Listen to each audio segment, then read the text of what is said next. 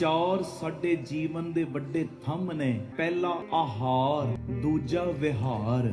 ਆਖੋ ਧੰਨ ਗੁਰੂ ਰਾਮਦਾਸ ਜੀ। ਧੰਨ ਗੁਰੂ ਰਾਮਦਾਸ। ਤੁਹਾਡਾ ਵਿਹਾਰ ਕਿਹੋ ਜਿਹਾ? ਤੁਸੀਂ ਕਿੱਥੇ ਜਾ ਰਹੇ ਹੋ? ਕਿੱਥੇ ਰਹਿੰਦੇ ਹੋ? ਕਿੰਨਾਂ ਦੇ ਵਿੱਚ ਰਹਿੰਦੇ ਹੋ?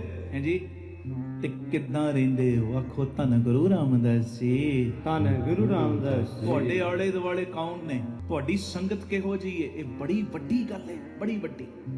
ਕਿਉਂਕਿ ਜੋ ਜੈਸੀ ਸੰਗਤ ਮਿਲੇ ਸੋ ਤੈਸੋ ਹੀ ਫਲ ਖਾਏ। ਚੰਗੀ ਸੰਗਤ 'ਚ ਬੈਠੋ, ਮਹਾਂਪੁਰਖਾਂ ਦੀ ਸੰਗਤ 'ਚ ਬੈਠੋ। ਕਿਸੇ ਕਮਾਈ ਵਾਲੇ ਦਾ, ਮਹਾਂਪੁਰਖ ਦਾ, ਰੰਗੇ ਕੋਈ ਗੁਰਸਿੱਖ ਦਾ, ਬਾਬਾ ਦੀਪ ਸਿੰਘ ਵਰਗੇ ਸ਼ਹੀਦ ਸਿੰਘਾਂ ਦਾ ਤੁਸੀਂ ਜੀਵਨ ਦੇ ਵਿੱਚ ਸੰਗ ਕੀਤਾ ਹੋਏਗਾ ਨਾ, ਬਾਕੀ ਸੰਗ ਜਿਉਂਦਿਆਂ ਜੀ ਛੁੱਟ ਜਾਂਦੇ ਜੇ।